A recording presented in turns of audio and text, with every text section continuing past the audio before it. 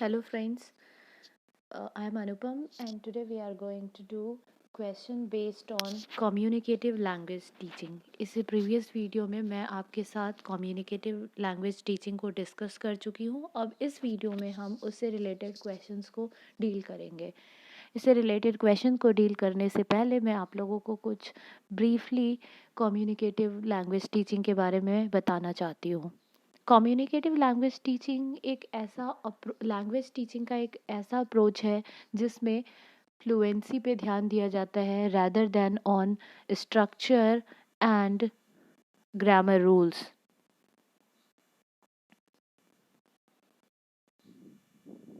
Communicative language teaching जो है इसके लिए टीचर बच्चों को ग्रुप में एक्टिविटी असाइन करते हैं और ये एक्टिविटी इंटरव्यू हो सकता है या फिर रोल प्ले हो सकता है.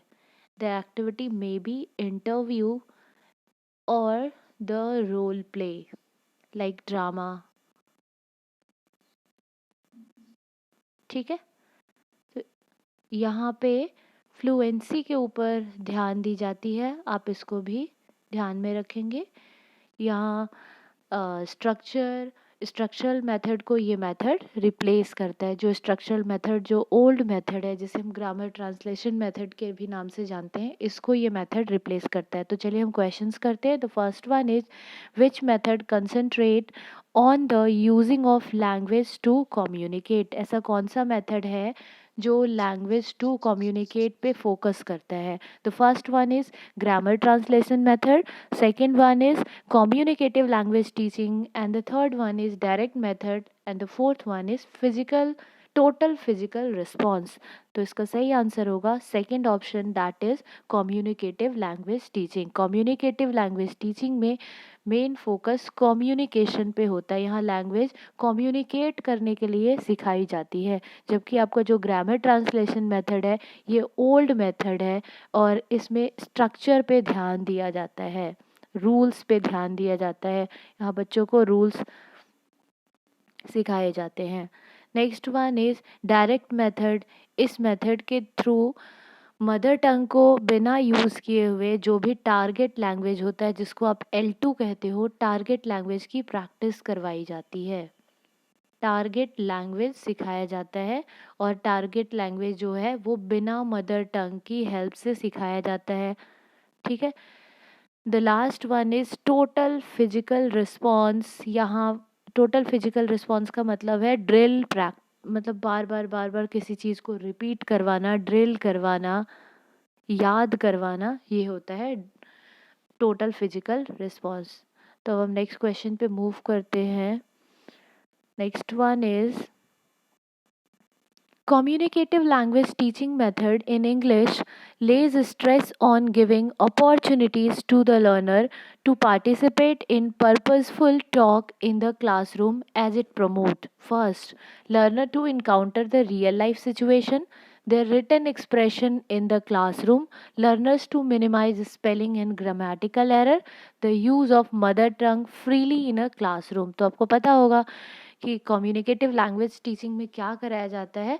तो रियल लाइफ सिचुएशन के थ्रू, कॉन्टेक्स्ट के थ्रू बच्चों को सिखाया जाता है. कॉन्टेक्चुअलाइजेशन, ये वर्ड आपने कई बार सुना होगा. इसका मतलब होता है, कॉन्टेक्चुअलाइजेशन का मतलब होता है संदर्भ में, रियल लाइफ सिचुएशन के थ्रू सिखाया जाना. संदर्भ, जिसको आप हिंदी में संदर्भ कहते हो, रियल लाइफ सिचुएशन के साथ साथ सिखाना. इस क्वेश्चन में ये कहा गया कि कम्युनिकेटिव लैंग्वेज टीचिंग मेथड जो है इंग्लिश की, वो स्ट्रेस मतलब फोकस करती है गिविंग अपॉर्चुनिटी टू लर्नर को अपॉर्चुनिटी देती है पार्टिसिपेट करने के लिए किसी पर्पसफुल टॉक पे. यहाँ पे ओरल प्रैक्टिस को इम्पोर्टेंस दिया जाता है rather than on written practice. Oral practice पे फोकस किया जाता है बच्चों के, rather than on written practice. Written practice को ध्यान में नहीं रखा जाता है. ठीक है, तो चलिए अब हम नेक्स्ट क्वेश्चन करते हैं. Which of the following activities can be used in communicative language teaching? इनमें से किस एक्टिविटी को यूज किया जा सकता है कम्युनिकेटिव लैंग्वेज टीचिंग में? तो ये ऑप्शंस है opinion sharing, information gathering activities, unscrambling of scrambled sentences and all of the above. The first one is opinion sharing. यहाँ पे बच्चे एक दूसरे के साथ ओपिनियन शेयर करते हैं, तो जी हाँ, ये बिल्कुल सही आंसर है। Next is information gathering activity. क्या वो एक दूसरे से इंफॉर्मेशन गैदर करते हैं? तो बिल्कुल, क्योंकि वो एक दूसरे के साथ कम्युनिकेट करते हैं, तो वहाँ से वो एक दूसरे से इंफॉर्मेशन भी इस प्रोसेस में गैदर करते हैं। Next is unscrambling of scrambled sentences. जो सेंटेंसेस जो अनस्क्रैम्बल होते हैं, मतलब उल्टे पुल्टे होते हैं, जिसको हम एक पर्टिकुलर पैटर्न में लाते हैं, तो क्या ऐसी एक्टिविटी दी जाती है? तो हाँ, बिल्कुल ऐसी एक्टिविटी भी दी जाती है। तो इसका करेक्ट आंसर होगा all of the above. Now moving to the next question. Dash of language and meaning important in CLT। CLT में मीनिंग पे फोकस किया जाता है और किस पे फोकस किया जाता है, आपको ये पूछा गया है। अब आप देख सकते हैं CLT जो मेथड है इसे डेल हाइम्स ने दिया था, आप इसे याद रख सकते हो। तो इसमें आप ऑप्शन देखो, फॉर्म पे फोकस किया जाता है, स्ट्रक्चर पे फोकस किया जाता है, कॉन्टेक्चुअलाइजेशन पे फोकस किया जाता है, या फिर ऑल ऑफ द अबव। तो यहाँ फॉर्म पे फोकस नहीं किया जाता है, स्ट्रक्चर पे भी फोकस नहीं किया जाता है। स्ट्रक्चर पे ग्रामर ट्रांसलेशन मेथड में फोकस किया जाता है। ये ओल्ड मेथड है, ओल्ड मेथड है जिसमें बच्चों को रूल्स रटवाए जाते थे, उनकी कम्युनिकेशन पे ध्यान नहीं दिया जाता था। यहाँ क्या है, कॉन्टेक्चुअलाइजेशन। अभी अभी मैंने आपको बताया कि संदर्भ में बच्चे सीखते हैं। यहाँ कोई ड्रिल प्रैक्टिस नहीं होती है, यहाँ बच्चे रियल लाइफ सिचुएशंस के साथ सीखते हैं। यहाँ जो बच्चे हैं वो real life situation, contextualisation is the correct answer. इसका मतलब होता है संदर्भ में, रियल लाइफ सिचुएशन के साथ साथ सीखना। Moving to the next one. Which of the following technique is not followed in the communicative language teaching? इनमें से कौन सी एक्टिविटी है जो communicative language teaching में नहीं यूज़ की जाती है? क्वेश्चन में नॉट का यूज़ किया गया है, इसे आप ध्यान में रखेंगे। The first one is pattern practice, language games, opinion sharing, unscrambling of scrambled sentence. तो इसका करेक्ट आंसर होगा पैटर्न प्रैक्टिस। यहाँ पे किसी पर्टिकुलर पैटर्न पे प्रैक्टिस नहीं कराया जाता है। लैंग्वेज गेम्स हम पढ़ चुके हैं कि यहाँ बच्चों को ग्रुप में डिवाइड किया जाता है, वो एक दूसरे के साथ कोई भी एक्टिविटी करते हैं, लाइक ड्रामा, इंटरव्यू या कोई गेम प्ले कर सकते हैं। वो एक दूसरे के साथ ओपिनियन को शेयर करते हैं, ये भी बिल्कुल करेक्ट आंसर है। और साथ में वो ओपिनियन को गैदर भी करते हैं। ओपिनियन जो है बच्चों के, वो ओपिनियन को गैदर भी करते हैं, ओपिनियन गैदरिंग भी होता है, ओपिनियन गैदर भी करते हैं वो। Next one is unscrambling of sentences, उल्टे पुल्टे सेंटेंस को अरेंज करना,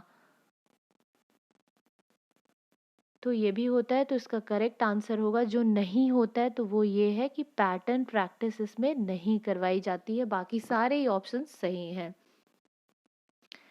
Next one is, which of the following is a feature of communicative approach? इनमें से कौन सा फीचर है communicative approach का? First is teaching vocabulary and grammar through a rules of spelling and language। तो ये बिल्कुल गलत है, यहाँ पे हम ग्रामर रूल्स के बारे में बात नहीं करते हैं। ये कहाँ यूज़ होता है? तो ये आपका GTM में यूज़ होता है, ग्रामर ट्रांसलेशन मेथड में। तो ये वाला आंसर आपका इनकरेक्ट है। Second one is teaching language of a learners for writing text. Test लिखने के लिए हम करते हैं, तो नहीं, यहाँ हम क्या है, रिटन प्रैक्टिस पे ध्यान न देकर हम ओरल प्रैक्टिस पे ध्यान देते हैं। Next is interpreting grammar rules to suits the audience. क्या हम ग्रामर रूल्स को इंटरप्रिटेट करते हैं? तो नहीं, बिल्कुल गलत है। The last one is enhancing receptive and productive skills such as speaking, listening and reading and writing. Yes, तो इस कम्युनिकेटिव लैंग्वेज टीचिंग के थ्रू बच्चों के रिसेप्टिव स्किल को, उनके प्रोडक्टिव स्किल को, रिसेप्टिव मीन्स आप जैसे गेन करते हो, एंड प्रोडक्टिव स्किल जो आपका आ गया that is writing and speaking. LSRW आपने पढ़ रखा होगा।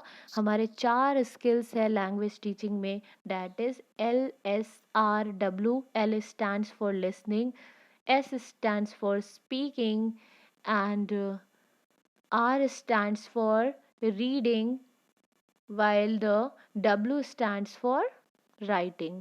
जिनमें से आपका listening, speaking और writing आपके productive skills है। Speaking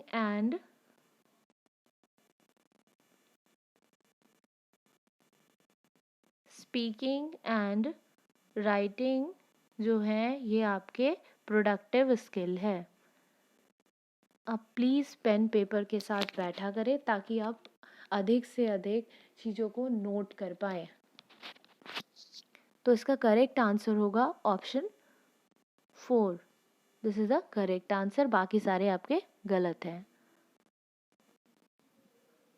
Now moving to the next question. The next question is, which of the following syllabus will used by the teacher in communicative approach? इनमें से किस सिलेबस को यूज़ किया जाता है टीचर के द्वारा कम्युनिकेटिव अप्रोच में? फर्स्ट वन इज स्ट्रक्चरल को फॉर्मल सिलेबस। तो स्ट्रक्चर की तो हम यहाँ बात ही नहीं करते हैं। स्ट्रक्चरल अप्रोच जो है वो आपका ओल्ड मेथड है और ये ग्रामर ट्रांसलेशन मेथड में यूज़ किया जाता है। नेक्स्ट है कॉन्टेक्स्ट बेस्ड सिलेबस। तो यस, ये आंसर सही है। स्किल्ड बेस्ड सिलेबस, स्किल से रिलेटेड सिलेबस, तो ये भी बिल्कुल सही है। The last one is notional functional syllabus, ये गलत है। तो आपको यहाँ पे देखिए दो ऑप्शन सही आ रहे हैं, लेकिन ऑप्शन में कहीं पे भी बोथ सेकंड एंड थर्ड नहीं लिखा है, तो आप उसके साथ जाएंगे जो ज़्यादा इम्पॉर्टेंट है। तो स्किल जो आपका स्किल्ड बेस्ड सिलेबस है वो करेक्ट आंसर है, और एज पर रीट आंसर यही आंसर दिया हुआ है। वैसे तो कॉन्टेक्स्ट बेस्ड सिलेबस भी अच्छा है, सही आंसर है, लेकिन रीट के according skilled based syllabus is the correct answer. तो इसका जो करेक्ट आंसर होगा दैट इज ऑप्शन नंबर 3।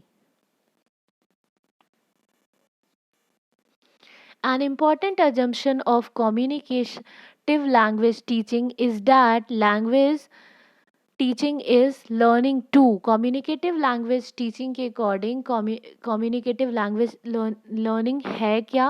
तो इसका क्यों हम पढ़ाते हैं कम्युनिकेटिव लैंग्वेज को, कम्युनिकेटिव लैंग्वेज अप्रोच के थ्रू हम क्यों पढ़ाते हैं? तो speak accurately, write correctly, communicate effectively और master the grammar of target language.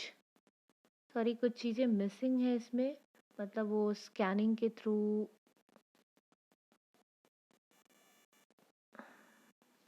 तो यहाँ पे जो आपका आएगा डेट इज टारगेट के बाद ये नेक्स्ट जो यूज़ होना है डेट इज लैंग्वेज। तो इसका जो सही आंसर होगा, एक second, speak accurately, write correctly, communicate effectively. तो करेक्ट आंसर जो होगा वो है कम्युनिकेट इफेक्टिवली। इसका मेन फोकस होता है कि बच्चा कम्युनिकेट कर सके। यहाँ पे रिटन प्रैक्टिस पे फोकस नहीं किया जाता है, उसकी ओरल प्रैक्टिस पे ध्यान दी जाती है कि आप कैसे कम्युनिकेट करते हो।